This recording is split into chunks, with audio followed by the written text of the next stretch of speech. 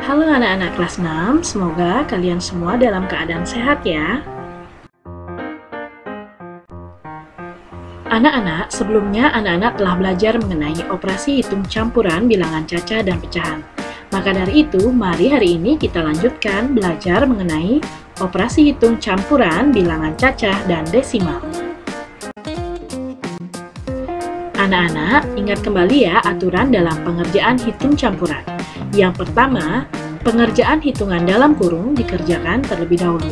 Selanjutnya, pengerjaan hitungan perkalian dan pembagian lebih tinggi pangkatnya dibandingkan dengan pengerjaan penjumlahan dan pembagian. Sehingga pengerjaan hitungan perkalian dan pembagian lebih didahulukan. Yang ketiga, pengerjaan hitungan perkalian dan pembagian setingkat, urutan pengerjaannya dimulai dari kiri atau depan atau awal soal. Dan yang terakhir, pengerjaan hitungan penjumlahan dan pengurangan setingkat, urutan pengerjaannya dimulai dari kiri atau di depan atau awal soal atau bisa disebut berurutan. Sebelumnya telah pernah disampaikan ya, bilangan cacah adalah himpunan bagian dari bilangan bulat yang bukan negatif yang dimulai dari 0 dan dilanjutkan dengan bilangan bulat positif yaitu 1, 2, 3 dan seterusnya, atau dapat juga disebut sebagai bilangan yang merupakan himpunan bilangan asli ditambah dengan angka 0. Kemudian untuk bilangan desimal itu sendiri adalah bilangan atau suatu sistem bilangan dengan basis 0, atau juga dapat didefinisikan sebagai suatu bilangan per sepuluhan, per seratusan, per seribuan, dan seterusnya. Mari kita pahami bersama konsep bilangan desimal. Yang pertama, konsep persepuluhan. Untuk bilangan desimal yang di belakang koma terdapat satu angka termasuk bilangan persepuluhan. Artinya, bilangan desimal tersebut terbentuk dari pecahan yang penyebutnya 10. Sebagai contoh, 0,1 sama artinya dengan pecahan 1 per 10.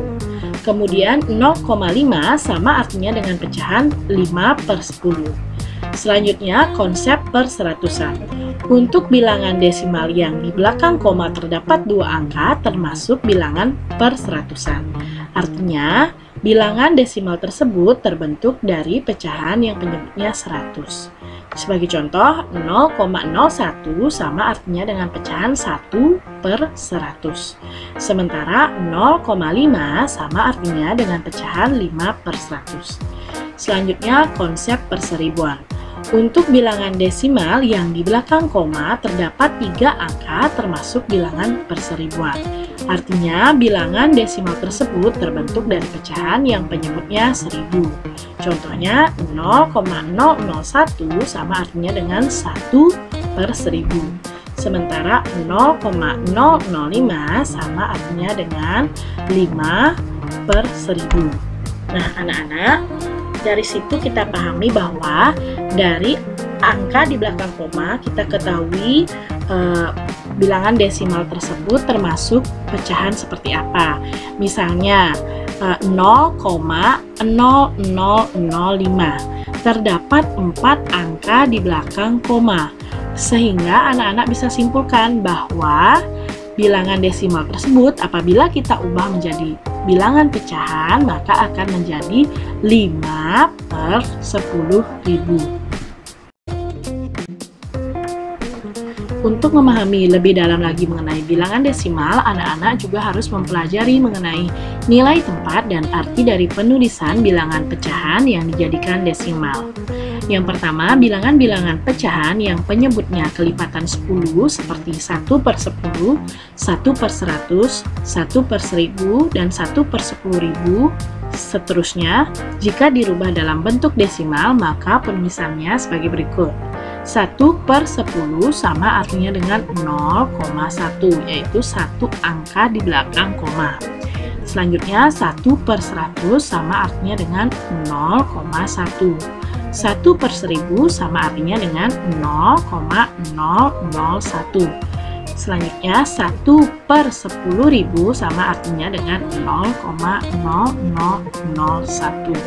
Nah, anak-anak, untuk memudahkan anak-anak mengingat, anak-anak hanya perlu mengingat pada penyebut berapa jumlah angka 0, maka apabila dirubah ke dalam desimal, angka di belakang koma ditentukan berdasarkan berapa jumlah angka 0 pada pecahan.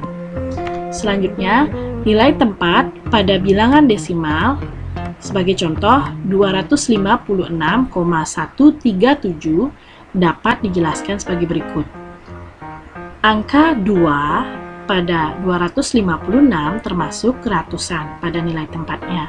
Kemudian angka 5 termasuk puluhan dan angka 6 termasuk satuan. Kemudian yang di belakang koma yaitu 1, 3, dan 7. 1 itu termasuk persepuluhan, kemudian 3 termasuk perseratusan, dan 7 termasuk perseribuan. Sehingga bilangan desimal 256,137 dapat diartikan sebagai pecahan 256,137 dibagi 1000. Mengapa dibagi 1000? Kita lihat lagi pada bilangan desimal tersebut terdapat 3 angka di belakang koma, sehingga pada pecahan dibagi dengan 1000. Anak-anak, yang pertama contoh soalnya adalah 12 ditambah 5,2. Pada operasi penjumlahan bilangan cacah dan desimal, hal yang perlu anak-anak lakukan adalah perhatikan nilai tempat pada bilangan cacah dan desimal. Kemudian letakkan bilangan desimal yang berada di depan koma sejajar dengan bilangan cacah dengan nilai tempat yang sama.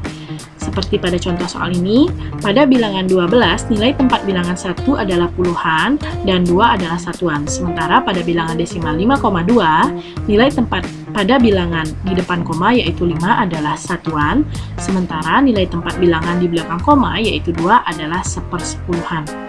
Untuk menemukan hasilnya, maka pada saat menjumlahkan, letakkan bilangan di depan koma yaitu bilangan 5 yang merupakan satuan pada bilangan desimal sejajar dengan bilangan yang juga berkedudukan pada nilai tempat satuan pula pada bilangan cacah yaitu bilangan 2.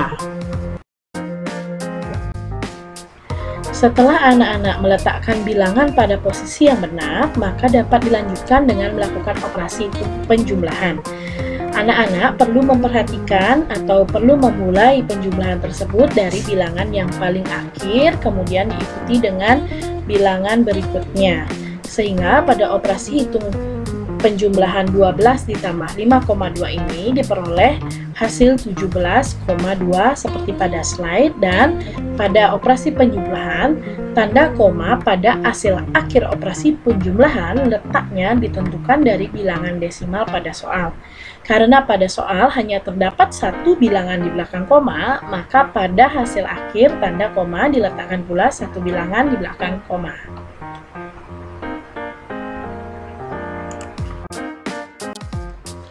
Contoh soal berikutnya adalah 25 kurang 12,4. Anak-anak perlu perhatikan nilai tempat pada bilangan cacah dan desimal, kemudian letakkan bilangan desimal yang berada di depan koma sejajar dengan bilangan cacah dengan nilai tempat yang sama. Pada bilangan 25, nilai tempat bilangan 2 adalah puluhan, dan 5 adalah satuan. Pada bilangan desimal 12,4, nilai tempat bilangan di depan koma yaitu 1 adalah puluhan dan 2 adalah satuan. Sementara nilai tempat bilangan di belakang koma yaitu 4 adalah persepuluhan. Pada saat mengurangkan, letakkan bilangan di depan koma yaitu 1 sejajar dengan bilangan 2 pada bilangan cacah yang sama-sama berkedudukan pada nilai tempat puluhan. Kemudian letakkan bilangan di depan koma yaitu 2 sejajar dengan bilangan 5 pada bilangan cacah yang sama-sama berkedudukan pada nilai tempat satuan. Sementara bilangan 4 atau bilangan yang di belakang koma diletakkan di paling akhir. Anak-anak meletakkan bilangan-bilangan pada posisi yang tepat, maka anak-anak sudah dapat melakukan operasi hitung perkalian seperti yang ada pada slide. Nah, hasil akhir dari soal ini adalah 12,6, di mana tanda koma pada hasil akhir operasi pengurangan aturannya sama seperti pada operasi penjumlahan. Contoh soal berikutnya adalah 1,5 dikali 21. Hal yang anak-anak harus lakukan yang pertama, letakkan bilangan caca sejajar dengan bilangan desimal berurutan dari bilangan paling akhir.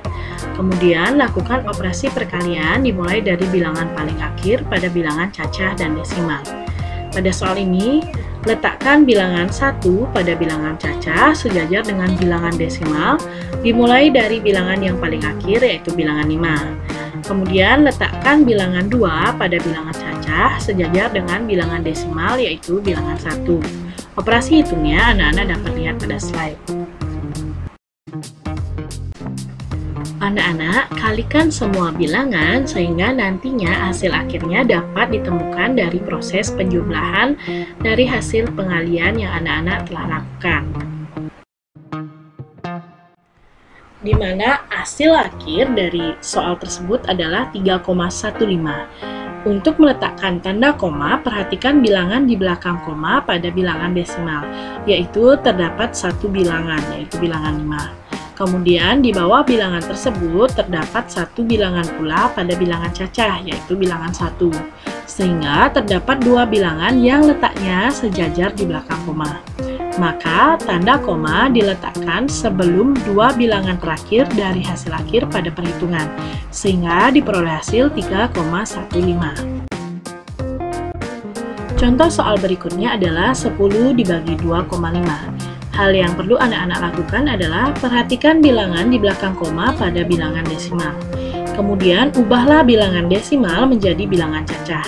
Pada soal ini, di belakang koma pada bilangan desimal hanya terdapat satu bilangan, yaitu bilangan 5, sehingga termasuk bilangan sepersepuluhan atau bila dijadikan pecahan akan menjadi pecahan 25/10. Setelah mengetahui bahwa bilangan desimal 2,5 merupakan bilangan sepersepuluhan atau memiliki penyebut 10, maka bilangan desimal tersebut dapat diubah menjadi bilangan cacah dengan mengalihkan dengan 10. Sehingga menjadi 2,5 dikali 10 dan mendapatkan hasil 25,0. Karena hanya ada bilangan 0 di belakang koma, maka 0 tersebut dapat dihilangkan sehingga menjadi 25. Selanjutnya, kalikan bilangan cacah dengan pengalih pada bilangan desimal dan lakukan operasi pembagian. Nah, anak-anak, karena pada bilangan desimal dikalikan 10, maka pada bilangan cacah juga dikalikan dengan 10. Sehingga diperoleh hasil 10 dikali 10 sama dengan 100. Setelah semua bilangan telah diubah menjadi bilangan cacah, maka dapat dilakukan operasi pembagian yaitu 100 dibagi 25. Yang dapat dilakukan dengan pembagian kurung maupun dengan pembagi dengan bilangan yang sama. Pada soal ini dilakukan dengan cara membagi dengan bilangan 5 sampai menemukan hasil paling sederhana, sehingga memperoleh hasil 100 dibagi 25 sama dengan 5. Contoh soal berikutnya adalah 20 dikurang 1,2 dikali 6. Anak-anak ingat ya, pada aturan hitungan campuran, kedudukan perkalian lebih tinggi daripada pengurangan. Maka dari itu, perkalian dikerjakan terlebih dahulu. Setelah itu, setelah mendapatkan hasil, baru melanjutkan dengan operasi hitung pengurangannya. Dan dituliskan hasil akhirnya. Contoh soal berikutnya adalah 10 ditambah 1,5 dikali 4 dibagi 1,2. Anak-anak diingat kembali ya, pada aturan operasi hitung campuran, kedudukan perkalian dan pembagian lebih tinggi daripada penjumlahan dan pengurangan. Sehingga pada soal ini, perkalian dan pembagian dikerjakan terlebih dahulu secara berurutan, yaitu perkalian terlebih dahulu, kemudian baru pembagian. Setelah menemukan hasilnya, baru dilakukan operasi hitung penjumlahan dan dituliskan hasil akhirnya.